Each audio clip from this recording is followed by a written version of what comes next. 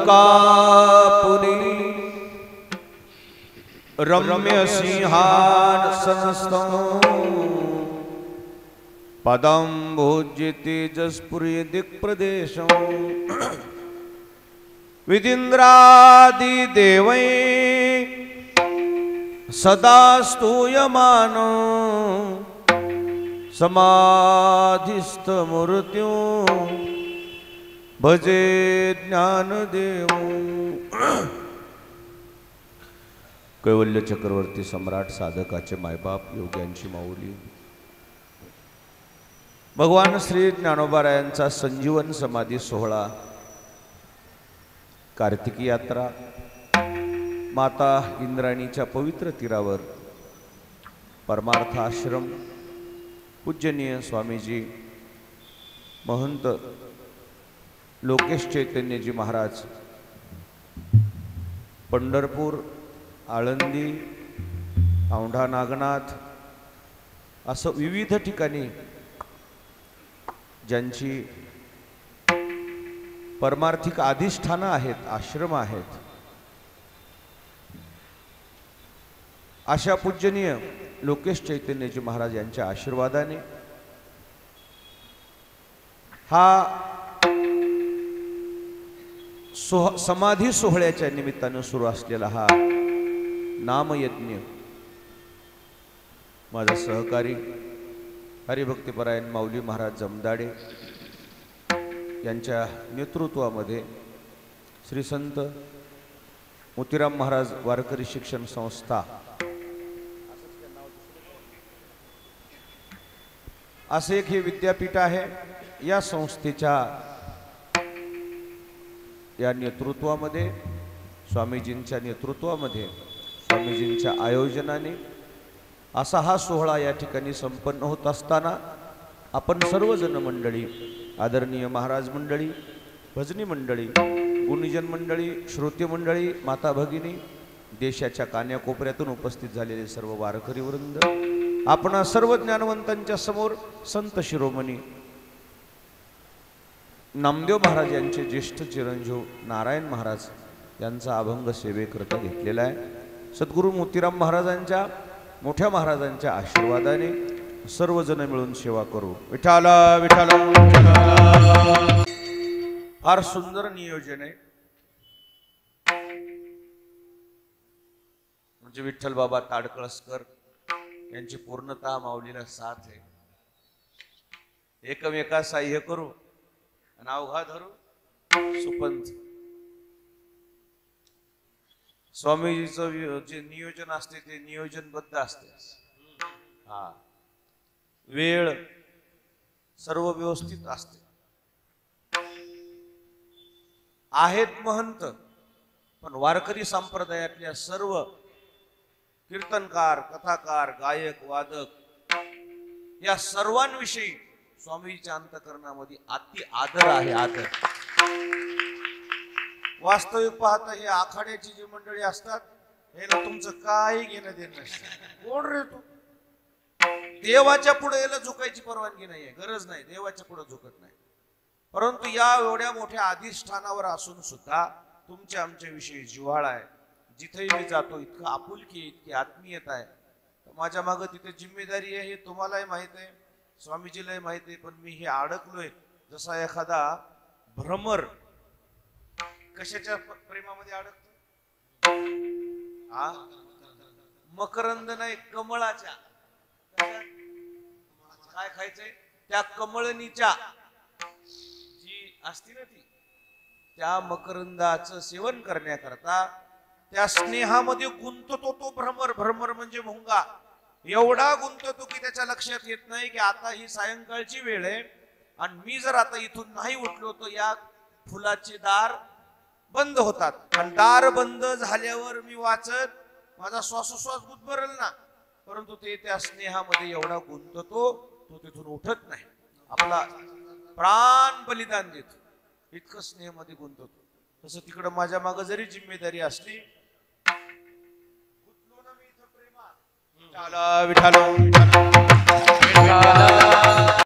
आता हे आमचे पोरं म्हणले बाबा तिकडे गेलो तुम्ही इकडे कसं होईल.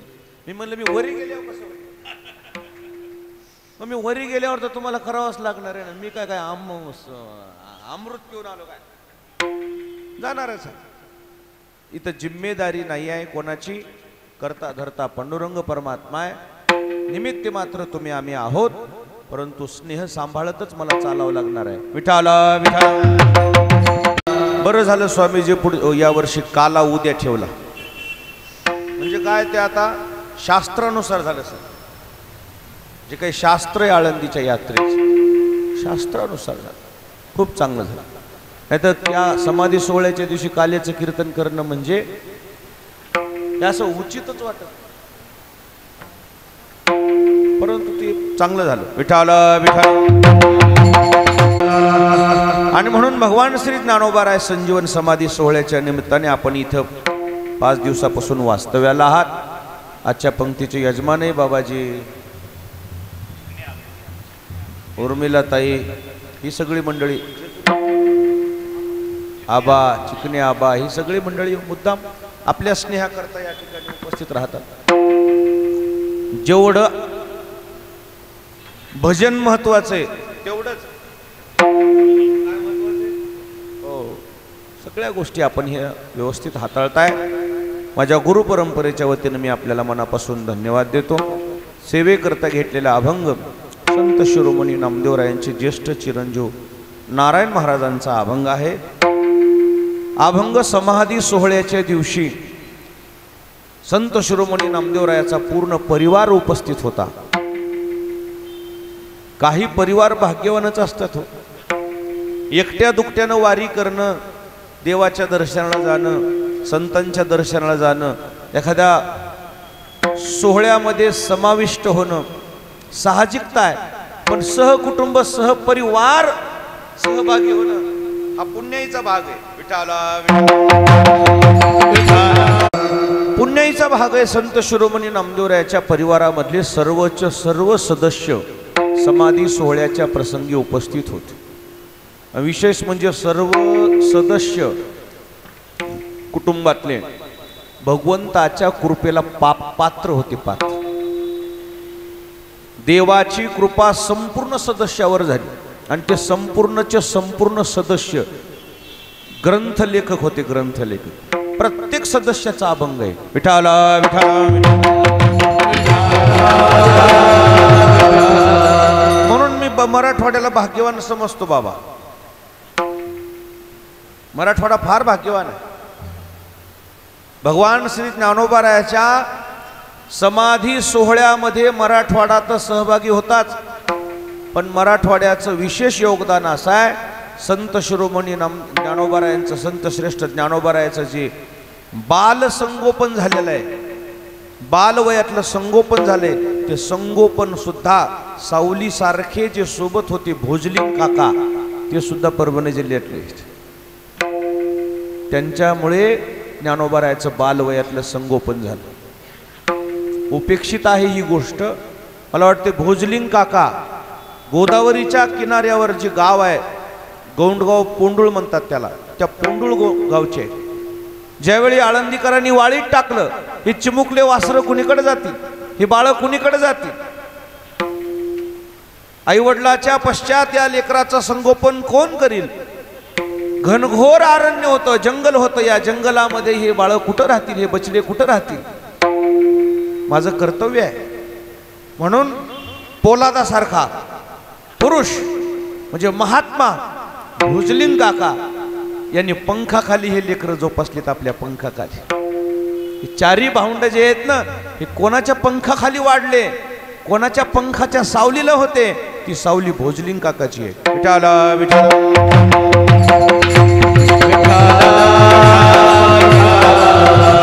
मराठवाडा फार भाग्यवान आहे, फार भाग्यवान.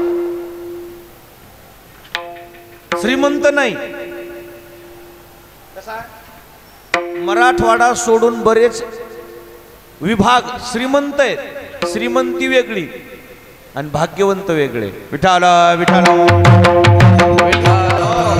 संत शिरोमणी नामदेवराय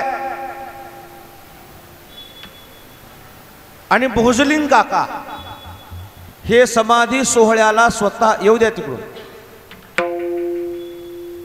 पूजनीय स्वामीजी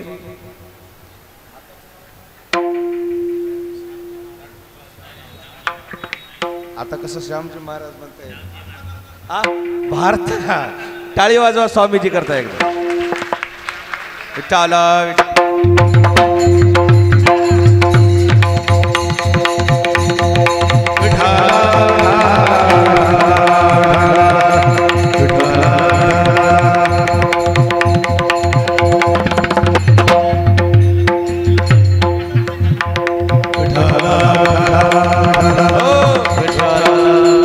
पूजनीय माझे स्नेही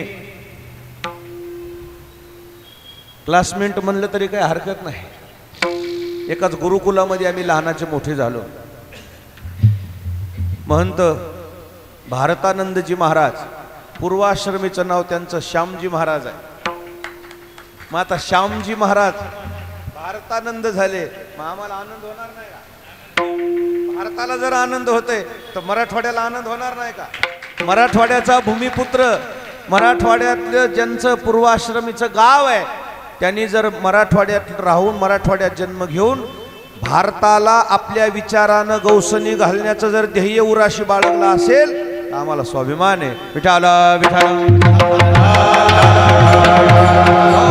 आणि मी बाबाजी स्वामीजी मी मराठवाड्याचं सांगू लागलो. मी नामदेव महाराजाकडून भोजलिंग काकाकडून आलेलं आहे. आता खरं सांगू तुम्हाला स्वामीजी, मराठवाडा भाग्यवान बी आहे आणि दुर्दैवी बी आहे. विठाला विठाला. मराठवाड्याचं दुर्दैव एक आहे, यांना साधू संत सांभाळताच नाही आले. मराठवाड्यातले काही साधू संत स्थलांतरित झाले. मला वाटतं ते साधू संत जर स्थलांतरित झाले नसते तर मराठवाड्याचं चित्र अजून काही वेगळं दिसलं असतं तुम्हाला. ज्ञानोबराय मराठवाड्यातले ते स्थलांतरित झाले. जन्मगाव तर कुठंतरी मराठवाड्यातलंच येते. संत शिरोमणी नामदेवराय मराठवाड्यातले स्थलांतरित झाले. पूजनीय रामदास स्वामी मराठवाड्यातले स्थलांतरित झाले सज्जनगडला. नामदेव महाराज पंढरपूरला स्थलांतरित झाले. ज्ञानोबाराय आळंदीला स्थलांतरित झाले. साईबाबा शिर्डीला स्थलांतरित झाले. भोजलिंग काका पोंडुळचे परभणी जिल्ह्यातले आळंदीला स्थलांतरित झाले. महान संत जनाबाई गंगाखेडची पंढरपूरला स्थलांतरित झाली. हे संत जिथले तिथं जर राहिले असते तिथे अधिष्ठान वाढले असते. अरे क्या बात है. अभी तो छत्रपती शिवाजी महाराज संभाजीनगरचे. पश्चिम महाराष्ट्र स्थलांतरित झाले. पश्चिम महाराष्ट्र जर छत्रपती शिवाजी महाराज संभाजीनगरलाच राहिले असते मराठवाड्याचं चित्र काहीतरी वेगळं दिसलं असतं. बरं विठाला विठाला. हो मराठवाडा भाग्यवान आहे, पण महापुरुष हे सांभाळता आले नाहीत, राष्ट्रपुरुष हे सांभाळता आले नाहीत. मला महत्वाच्या भूमिकेवर घाव घालायचा आहे. स्थलांतरित कधी होतात लोक? स्थलांतर कधी करते मनुष्य माहित आहे? दोनच गोष्टी वेळेस स्थलांतर करते. एक पोटासाठी स्थलांतर करते आणि दुसरं वेदना झाल्यावर स्थलांतरित करते. गाव सोडून कधी जाते माणूस? सुखासुखी माणूस गाव सोडित नाही. गाव त्रास झाला की गाव सोडते. हे साधू संत जे स्थलांतरित झालेत, काय पोटासाठी स्थलांतरित झालेत का? कशासाठी स्थलांतरित झाले? छत्रपती शहाजी राजे का स्थलांतरित झाले? त्याच्या पाठीमागचा इतिहास बघा. त्रास होऊ लागले की माणूस स्थलांतरित होतो. काय होऊ लागला? काय होऊ लागलं? त्रासानं स्थलांतरित झाले. मराठवाड्याने हे जर साधू संत जर सांभाळले असते, हे शिर्डीचं विमानतळ पाथरीला होत होतो. पाथरीला होत होत. महान संत पैठणचे नाथबाबा, काय मोठं व्यक्तिमत्व. या मराठवाड्याचे फार योगदान आहे परमार्थासाठी, फार मोठं योगदान. आळंदीच्या प्रत्यक्ष मंदिराचं संशोधन, प्रत्यक्ष ज्ञानोबारायांचं दर्शन आणि ज्ञानोबारायाकडून झालेला ज्ञानेश्वरीचा प्रसाद, ज्ञानेश्वरीचं संशोधन, हे संत ब्रह्म पैठणी असे नाथ महाराजाचं आहे. ज्ञानेश्वरीच नाथबाबा म्हणून आपल्यापर्यंत आली. फार मोठं योगदान आहे मराठवाड्यातल्या साधू संतांचं, फार मोठं योगदान आहे. पण या मराठवाड्याचं एक दुर्दैव आहे, हे साधू संत सांभाळता आले नाही.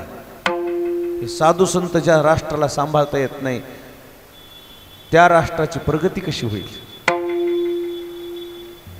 नाही सांभाळता आले साधू संत, स्थलांतरित झाले हे संत मंडळी. ही जर संत मंडळी स्थलांतरित झाली नसती, आज तुम्हाला काय सांगू मराठवाड्याचं काय राहिला असता विषय. फार वेगळं चित्र दिसलं असतं. मागासले पण जे आमच्या वाट्याला आले, त्याचं कारण संत आमच्यापासून दुरावलेत. विठाला विठाला विठाला. मी कुंभामध्ये आलो होतो कोरोनाच्या काळात.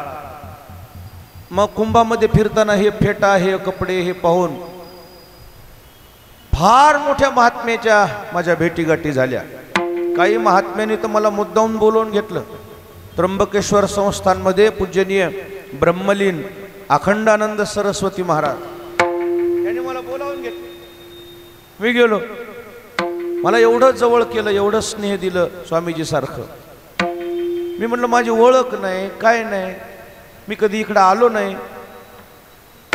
एवढं स्नेह दिलं आणि एवढं स्नेहानंतर आता ह्या वर्गाला, या महात्म्याला गावन नाव विचारायचं नसतं. काय विचारायचं नसतं? गावन नाव दीक्षा घेतल्यावर विचारायचं नसतं. इथून पुढे लक्षात ठेवा सगळे माणसं.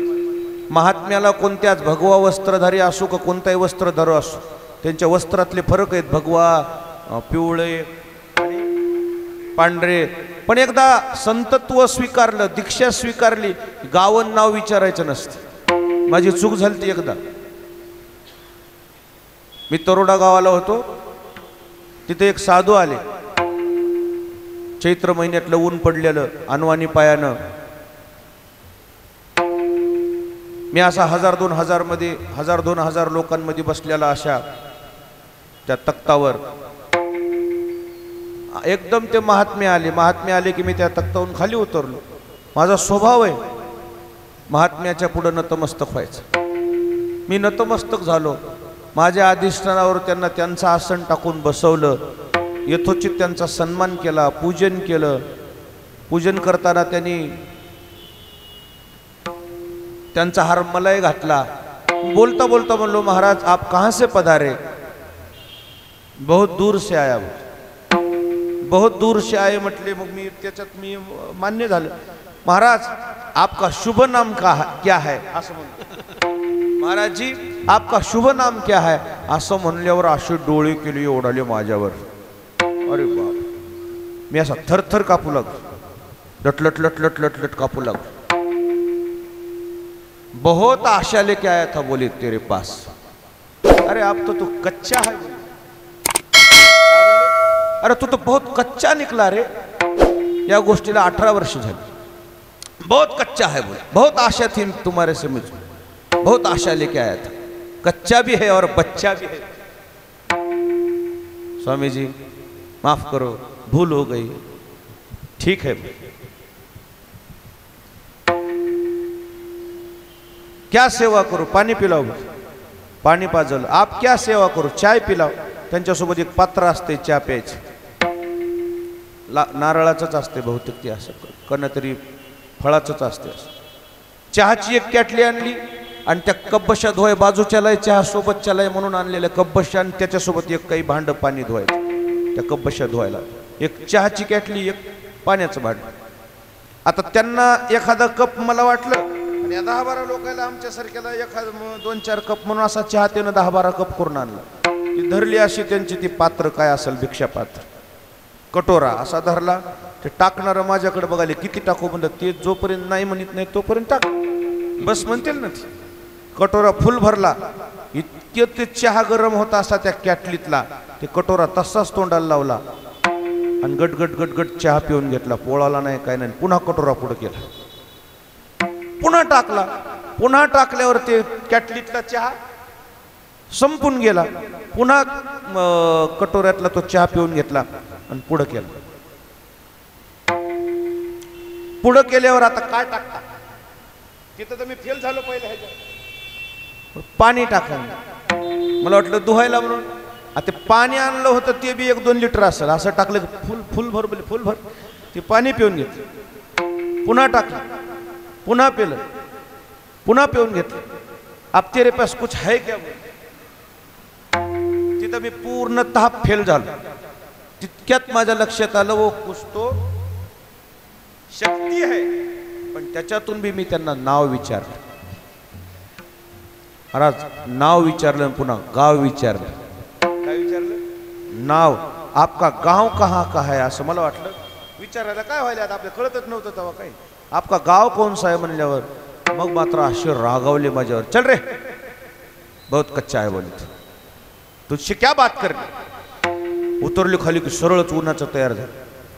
मला वाटलं अनवाणी पायान चालले, ऊन लागल. म्हणलं बाबाजी अपनी गाड़ी है, स्टैंड तक गाड़ी में बैठो ना. कितनी गाड़ी है रे तेरे पास, गाड़ियां कितनी है तेरे पास. तिथं मी फेल. आणि त्याच्यानंतर मग त्यांच्या त्या वाक्यामध्ये शेवटचं वाक्य त्यांनी सांगितलं मला, बहुत आशा लेके आया था पर अब तू कच्चा है बोले, मैं तुझसे मुलाकात लिए बगर मरूंगा नहीं बोले. मी 17 वर्ष वाट बघायला. त्याची किती वर्ष झाले? 17 वर्ष वाट बघायलो. तेव्हा त्यांचं वय 70-80 असेल. मी 17 वर्ष झालो त्या महात्म्याची वाट पाहतो. अजून माझ्या जीवनामध्ये त्यांची भेट झाली नाही. त्या दिवशीपासून मी वाट पाहतो. त्या दिवशीपासून मी त्यांच्या ज्या काही गोष्टी आहेत त्यांचा अनुकरण करायचा प्रयत्न पाहतो. अजून मला त्यांची भेट झाली नाही. साधूच्या बाबतीत म्हणून मला प्रमाण आठवते, संतापाशी बहु असावी मर्यादा.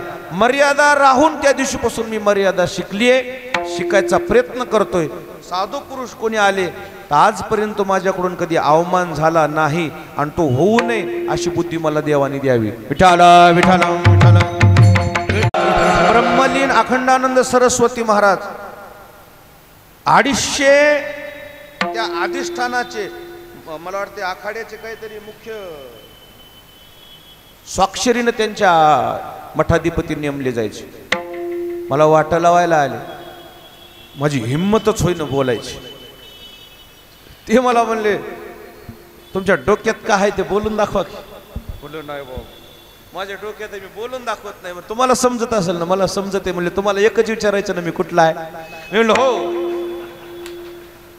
एवढा मोठी हस्ती होती, एवढी मोठी हस्ती होती. म्हणजे तुम्हाला एकच विचारायला, मी कुठला आहे?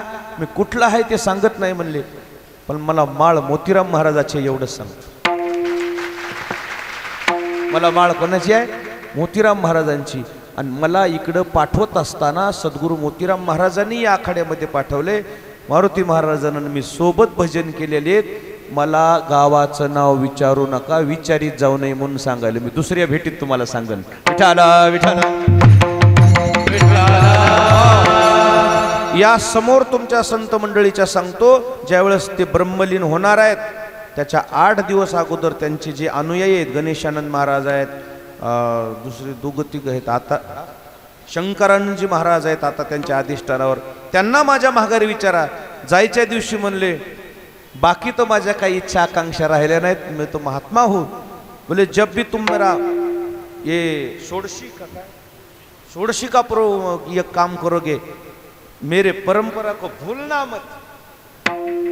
स्वामी सागरानंद महाराज, स्वामी सागरानंद महाराज सांगितलं माझ्या परंपरेला विसरू नका। ज्या दिवशी माझा षोडशीचा कार्यक्रम होईल ते आमच्या लेकराला बोलून घ्या। षोडशीच्या दिवशी स्वतः मी मुद्दाम गेलो होतो तिथं त्या अधिष्ठानाच्या समोर, आणि त्या दिवशी सुद्धा मला त्यांचा अनुभव आला। अनुभव सांगतो, भजन करा। विठाला विठाला नाश त्र्यंबकेश्वरून मी कीर्तन करून निघालो। एवढा धोधार पाणी होता, खेडच्या पलीकडे एक पूल तुटलेला होता। त्यांच्या षोडशीच्या दुसऱ्या दिवशीचा विषय सांगाल। एवढ्या धोधार पाण्यामध्ये मला इथं यायचं होतं, हे आपला पुरस्कार सोहळा नव्हता काय जी टॉकीचा, त्या पुरस्कार सोहळ्याला मला यायचं।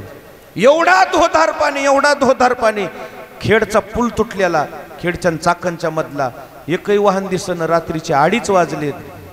आमचे ड्रायव्हर म्हणले बाबा एकही वाहन दिसणं। अरे म्हणलं आता पावसामुळे येत नसतील, आपलं चलू दे, आपलं काय, आपले गुरु समर्थ आहेत आपल्याला आखण्याला। अक्षरशः मी त्या गाडी पुलात घातली, पण कुठं टेकली मला माहित नाही। गाडी आदर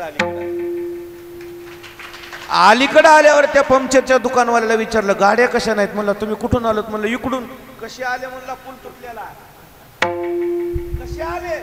आणि कसे आले? पूल तुटलेला आहे म्हणल्यावर मी आमच्या सोबतच्या लोकांना म्हणलो याला महात्म्याची कृपा म्हणतात। सहकुटुंब सहपरिवार मी वाहून गेलो असतो त्या दिवशी।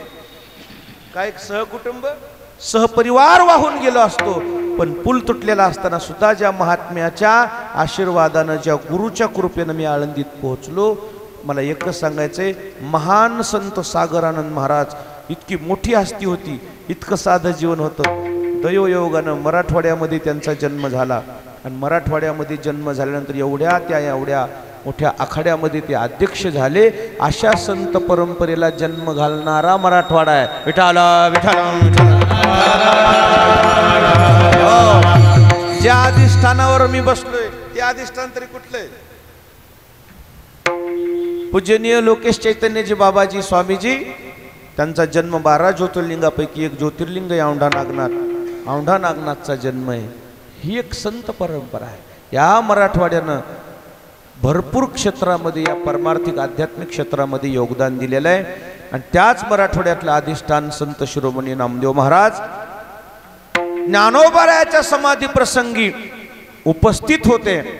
उपस्थित असताना सहकुटुंब सहपरिवार उपस्थित होते, आणि त्या समाधी सोहळ्या प्रसंगी उपस्थित असताना त्यांचं जे योगदान आहे संप्रदायाने लिखित केलेलं आहे। विठाला विठाला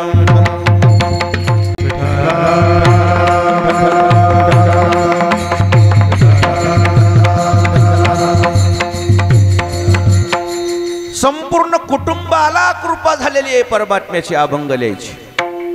कुटुंबाला अभंगच कधी तयार झाला? अभंगाची भूमिका अशी आहे, ज्ञानोबाराय तीर्थयात्रा करून पंढरपूरला आले, आणि भगवान पांडुरंग परमात्म्याकडे तीर्थयात्रेच्या समारोपीय प्रसंगी ज्ञानोबारायांनी एक इच्छा व्यक्त केली। पांडुरंगा, का माऊली? माझी एक इच्छा आहे। काय इच्छा आहे? मला इथं महाद्वारामध्ये समाधी घ्यायची।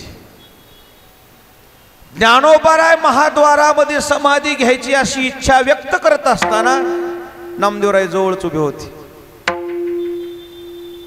ज्ञानोबारायनं इच्छा व्यक्त केली, आणि देवानं कोणाकडे पाहावं? मग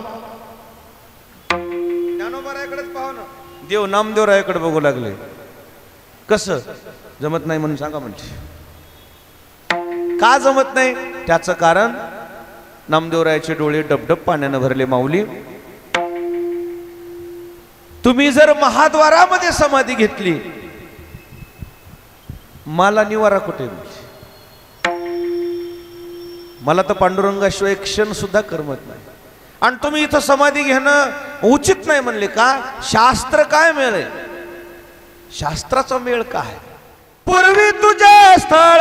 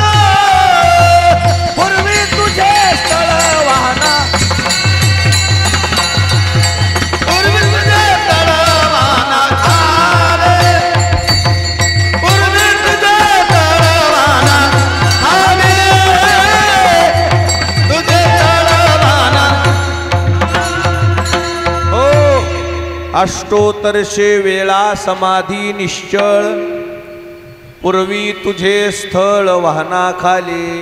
माऊली, या अगोदर तुम्ही 108 वेळेस समाधी घेतलेली आहे. तुमचं स्थळ निश्चित आहे. तुम्हाला तुमची जागा सोडून दुसरीकडे कसं समाधी घेता येईल? ज्ञानोबाराय म्हटले, का घेता येणार नाही? माझी देवावर भावना नाही का?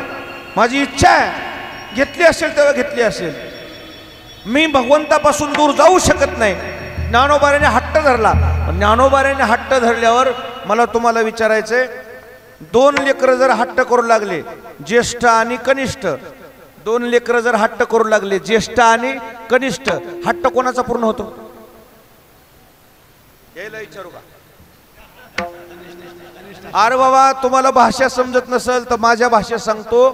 2 लेकरं एखाद्या वेळेस मागणी मागू लागले, वस्तू एकच आहे, थोरला आणि धाकटा हट्ट करू लागला, तर कोणाला देते माणूस? धाकट्याला. मोठ्याला काय म्हणते? बापू, त्याला कळत नाही रे. तू कळत आहेस?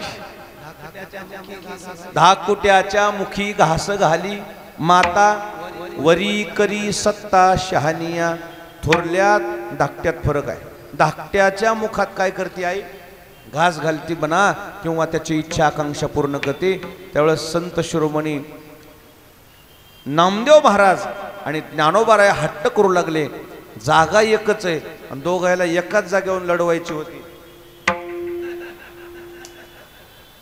मग दोघाला एकाच जागेवर कशी लढविता येईल? मग एक जागा अगोदर काय करावं लागणार आहे? रिकामी करावं लागेल ना.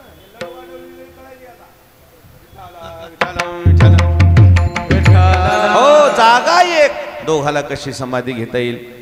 ज्ञानोबारायाला भगवान पांडुरंग परमात्म्याने जवळ धरलं. माऊली, नामा माझा लढीवाळ आहे. आपण ज्ञात आहात, आपल्याला सगळं, आपण गोष्टी सगळ्या जाणून नाहीत. आरुषे साबडे नामा माझे वेडे. आरुषे साबडे म्हणजे भोळा आहे माझा नामदेव. माझ्या नामाला माझ्याशिवाय करमत नाही हो. ज्ञानोबाराय म्हणले, भोळा आहे म्हणून, लढीवाळ आहे म्हणून इतका लाड करायला मला तुमच्याशिवाय करमत नाही. मी तुमच्यापासून दूर जाणार आहे, जाऊ शकत नाही. त्यावेळी भगवान पांडुरंग परमात्म्याने ज्ञानोबारायाचा हात समोर घेतला आणि हातात हात दिला. माऊली, मी तुम्हाला दूर करणार नाही. मला दूर करणार नाही म्हणताना समाधी घेऊ नका म्हणताय की तुम्ही? दूर करणार नाही म्हणजे नामदेवरायाला इथं समाधीला जागा राहू द्या, तुम्ही अलंकापूरला समाधी घ्या, मी स्वतः तुम्हाला भेट द्यायला येत जाईल. कार्तिक शुद्ध एकादशी आषाढी पंढरी यात्रा होईल सरशी, दुसरी कृष्ण पक्ष निर्धारिशी तुझ दिधली असे. ज्ञानोबारायाला वरदान दिलं, हातात हात घालून वर दिला, वचन दिलं. माऊली, पहिली कार्तिक शुद्ध एकादशी पंढरपूरला होईल आणि दुसरी कार्तिक वद्य एकादशी मी अलंकापूरला येईल. मी दरवर्षी तुम्हाला भेट द्यायला येत जाईल. ज्ञानोबाराय संतुष्ट झाले. मोठी माणसं संतुष्ट होत असतात. मोठ्या माणसामध्ये शाब्दिक सगळ्या गोष्टीचा विषय असतो. ज्याला शब्द समजत नाही त्याला काय सांग. ज्ञानोबारायाचे डोळे पाण्यानं डबडब डबडब भरले. देवा, मग आज अंतर पडल ना? त्यावेळेस नामदेवराय देव म्हणू लागले, माऊली, अंतर पडायचं काय आहे? मी तुम्ही काही वेगळे आहेत का? अवतार पांडुरंगी नाव ठेविले, काय हरकत नाही म्हणले. देवा, तुमची जर माझ्यावर दृष्टी असेल, मी अलंकापूरला समाधी घेतो. अलंकापूरचं समाधी स्थान हे पंढरपूरमध्ये ठरलं आणि ती समाधी घ्यायच्या वेळी ज्ञानोबारायाने आपली इच्छा संत शिरोमणी सद्गुरू निवृत्तीनाथ महाराजाजवळ इच्छा व्यक्त केली. गुरुजवळ शिष्यानं आपली इच्छा व्यक्त करत जाव. तेवढी गुरु शिष्याची अशी तशी नात्याची बैठक असत जाव. नंतर तशी नात्याची बैठक असेल तर निश्चित त्या इच्छा आकांक्षा शिष्याच्या पूर्ण झाल्याशिवाय राहत नाही. पण बैठक तशी असावी. नात्यानं सख्य भाऊ आहेत. नात्यानं कसे सख्य भाऊ. स्नेह कैसा आहे? स्नेह पहा, नातं असावं आणि त्या नात्यासोबत स्नेह असावं. ते स्नेह भाऊ म्हणून नव्हतं, गुरु म्हणून होतं. विठाला विठाला विठाला.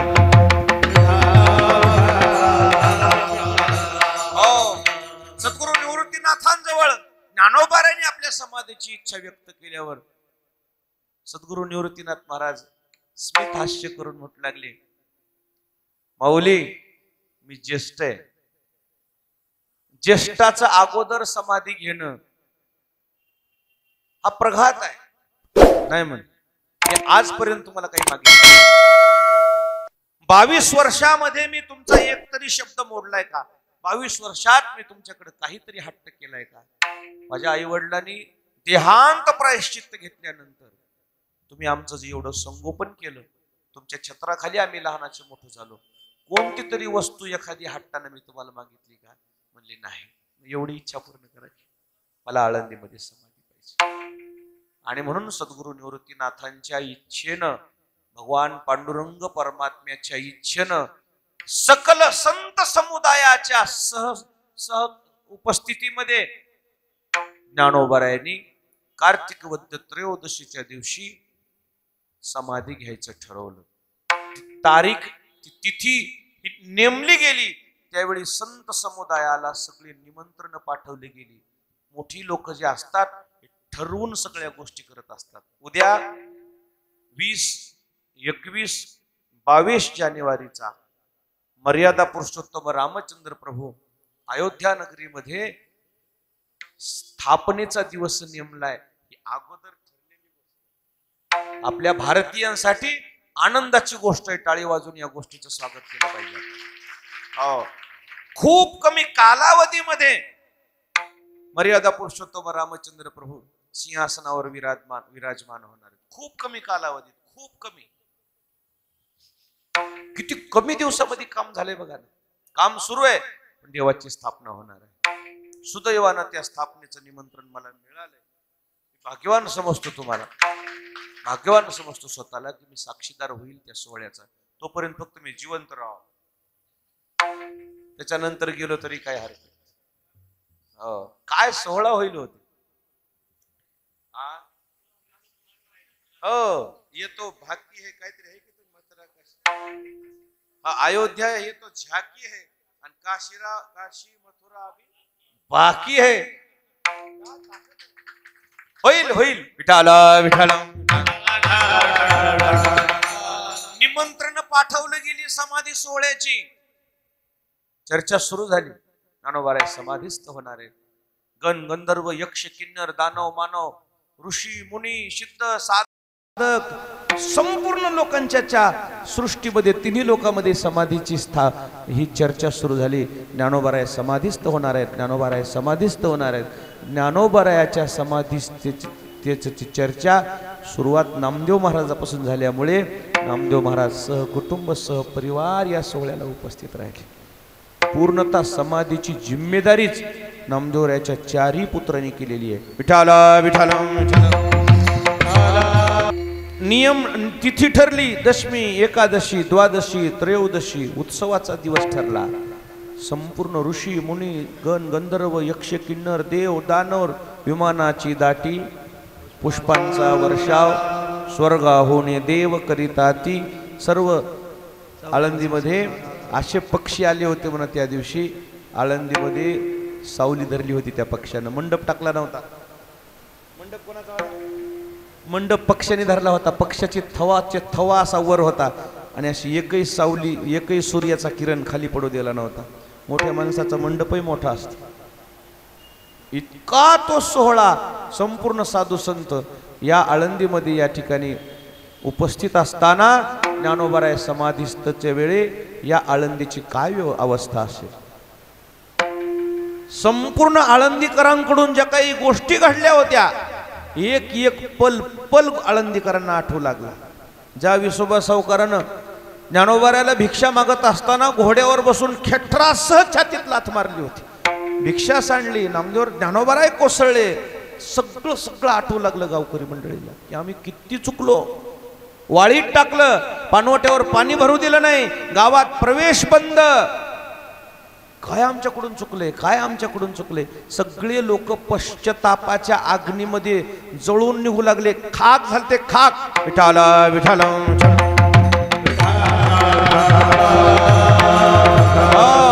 काय आळंदीची अवस्था असतील. नदीची या मासा घातले माझवन नदीची आमासा नदीची आमासा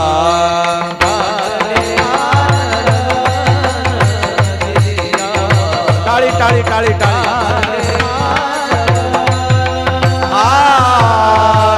ऐशे जनवन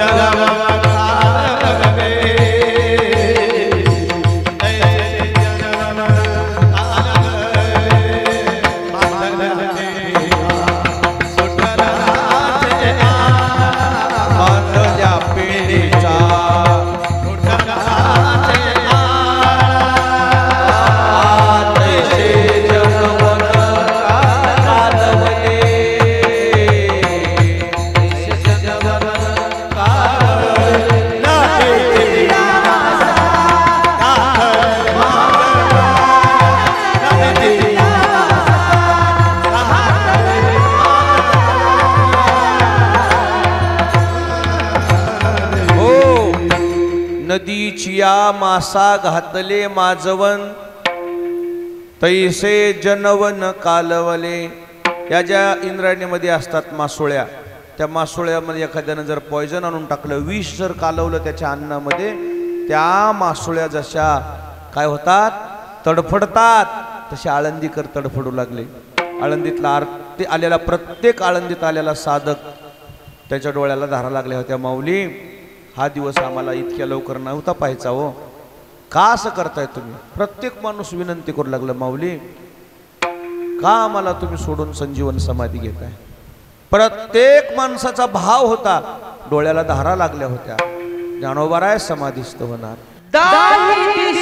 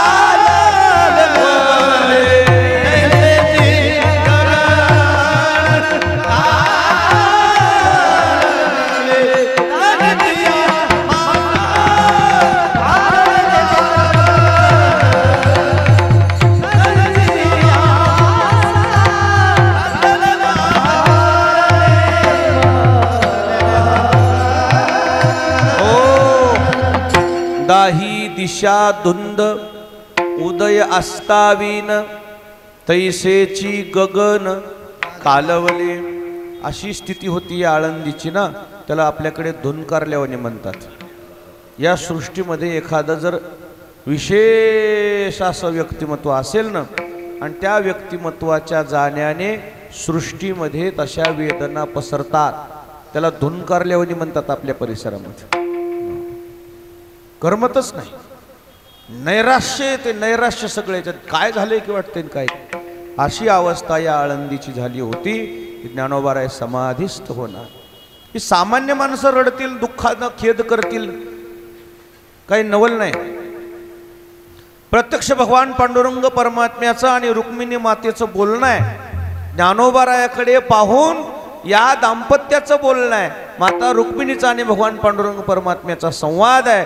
काय ज्ञानोबाराय असर करत नाही म्हणले, ऐसे सांगता हरीसी प्रेम ओसंडले रुक्मिणीसी, म्हणे धन्य धन्य जयाचे कुशी, ज्ञानदेव जन्मले. मातृत्व काय, त्याला पाना फुटत असतो, आणि त्या मातृत्वामध्ये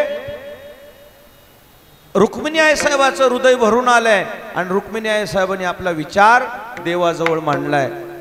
ज्ञानोबारायाच्या बाबतीतला मातृत्वाला गहिवरून येणं साहजिकता आहे, पण भगवंत सुद्धा गहिवरले होते. जास्त काय सांगावं, भगवंतालाही गहिवरून येणं साहजिकता आहे. पण आमच्या संप्रदायाचं मत असं आहे, सद्गुरू निवृत्तीनाथ महाराज वृत्तीवरच राहत नव्हती. आता वृत्तीवरच नाही राहिल्यावर शोक आणि दुःख, आनंद आणि दुःख या भावना व्यक्तच होत नाहीत ना. वृत्तीवर असल्यावरच व्यक्त होतात भावना, आणि वृत्तीवर नसल्यावर भावनाच व्यक्त होत नाहीत. परंतु वृत्तीवर नसले आले सद्गुरू निवृत्तीनाथ महाराज यांना ज्यावेळी गहिवरून आलं, संत शिरोमणी नामदेवराय रडत रडत रडत रडत पांडुरंग परमात्म्याकडे गेले आणि पांडुरंगाला म्हणू लागले, देवा आता स्थिती कशी ओढवली माहितीये का तुम्हाला? नामा म्हणे आता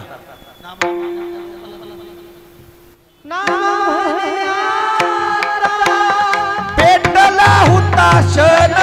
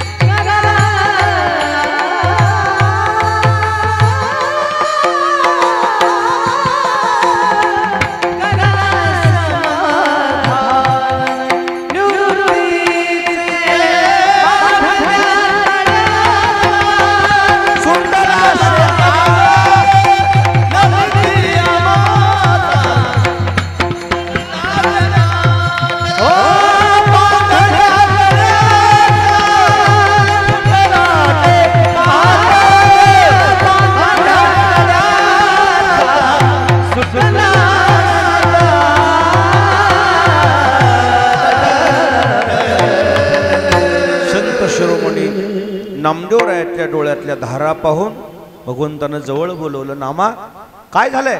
काय झालं म्हटल्या नामदेवरायाच्या मुखातून निघालेले शब्द आहेत. नामा म्हणे आता पेटला हुताशन, करा समाधान निवृत्तीचे देवा. आम्ही आमच्या वेदना त्याला मोकळी वाट करून दिली, परंतु आम्ही आमच्या वेदना आम्ही सांभाळू शकतो. आम्हाला जरी गहिवरून आलं तर आम्ही स्वतःला स्वतः नियंत्रण ठेवू शकतो. आता पर्वत पेटलाय.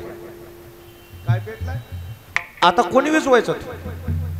आणि म्हणून देवाने जाऊन सद्गुरू निवृत्तीनाथाला जवळ धरलं, करा समाधान.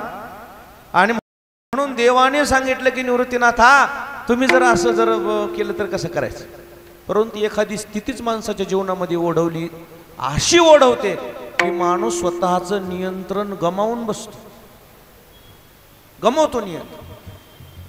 कधीच वृत्तीवर न येणारे निवृत्तीनाथ महाराज ज्यावेळी धाय मोकळून रडू लागले का ज्ञानोबाराय अंतर्त आहे.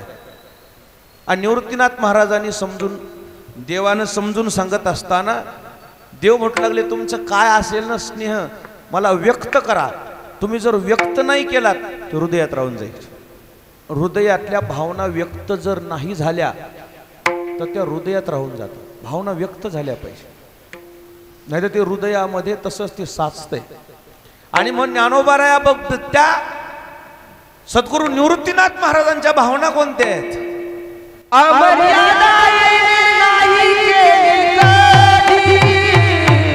गुरु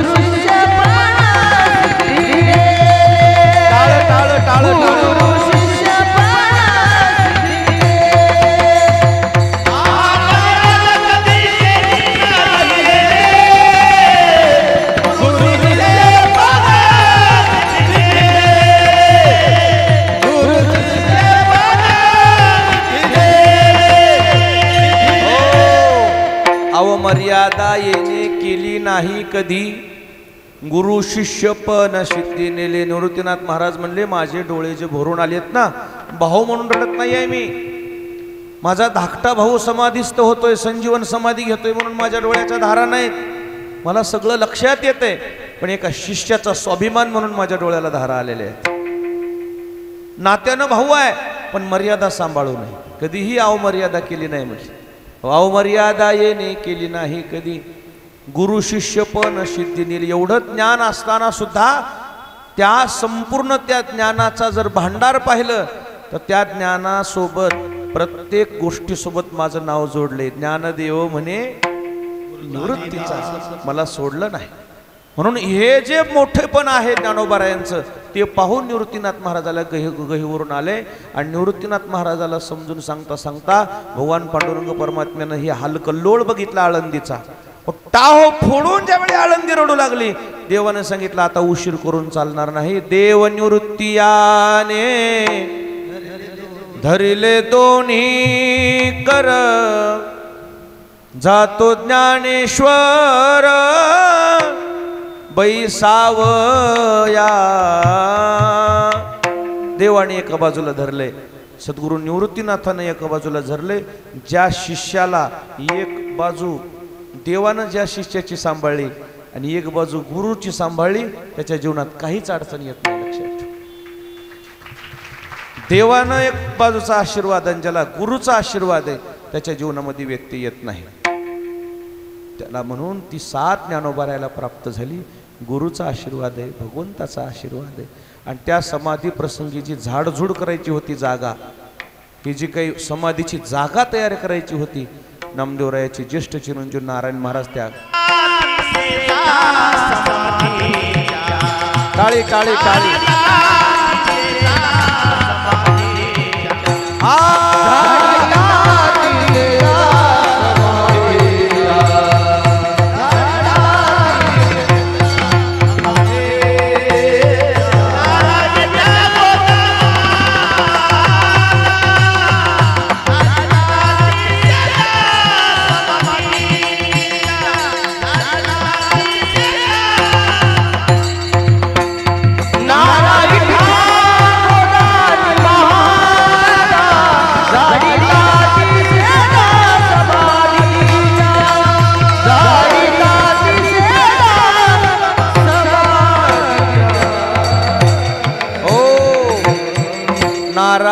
विठा गोदा आणि महादा, झाडीता ती शेजा समाधीच्या.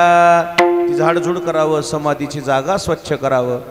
ज्ञानोबारायाच्या त्या प्रसंगी ही परिवाराचं उपस्थित असल्यामुळे या त्रयोदशीच्या दिवशी 12 वाजता ज्ञानोबारायांनी गुरुच्या कृपेनं, भगवंताच्या आशीर्वादानं भीमडोळा, भीममुद्रा डोळा, निरंजनी मैदान या स्थितीमध्ये 3.5 पाऊले टाकिली निश्चळ या स्थितीमध्ये ज्ञानोबारायाने आजच्या प्रसंगी समाधी घ्यायचं ठरवलं.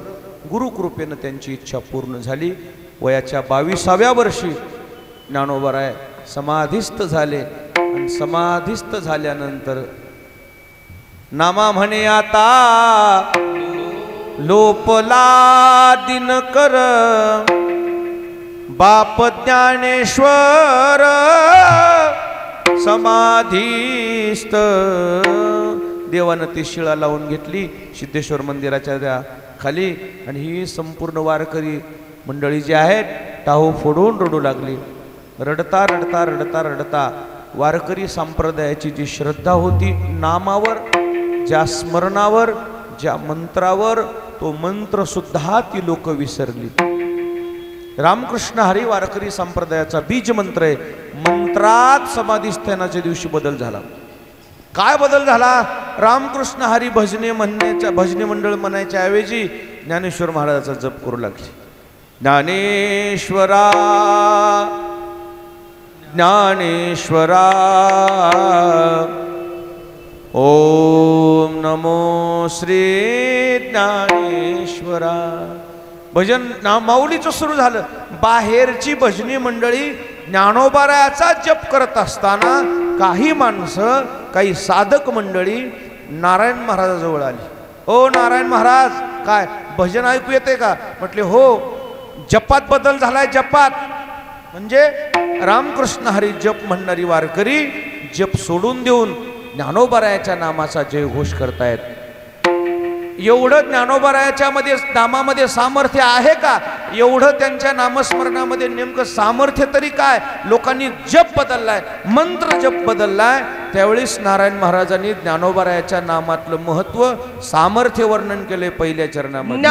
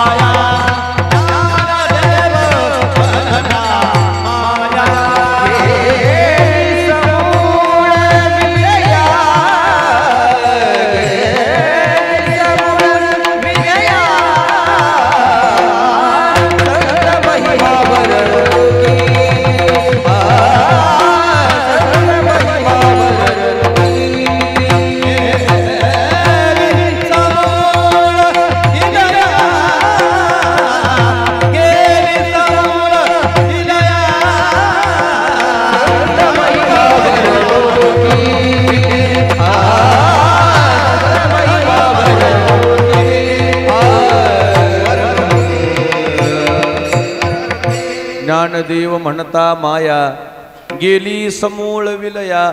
ज्ञानोबारायांची महती वर्णन करत असताना संत शिरोमणी नामदेवरायांचे ज्येष्ठ चिरंजीव नारायण महाराज जे समाधी प्रसंगी हजर होते, त्यांनी ज्ञानोबारायाच्या समाधी प्रसंगी ज्ञानोबारायाच्या नामाचं महत्त्व समाजाला पटवून दिलं.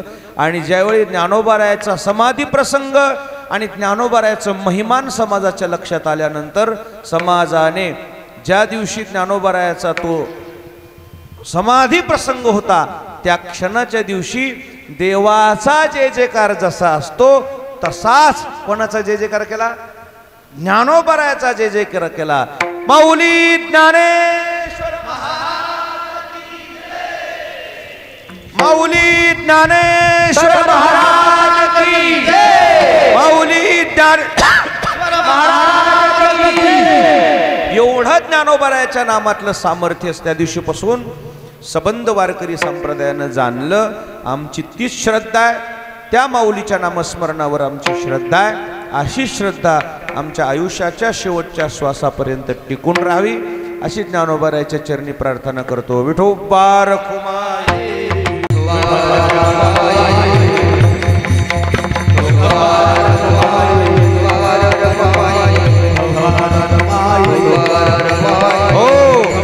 ज्ञानदेव म्हणता माया गेली समूळ विलया.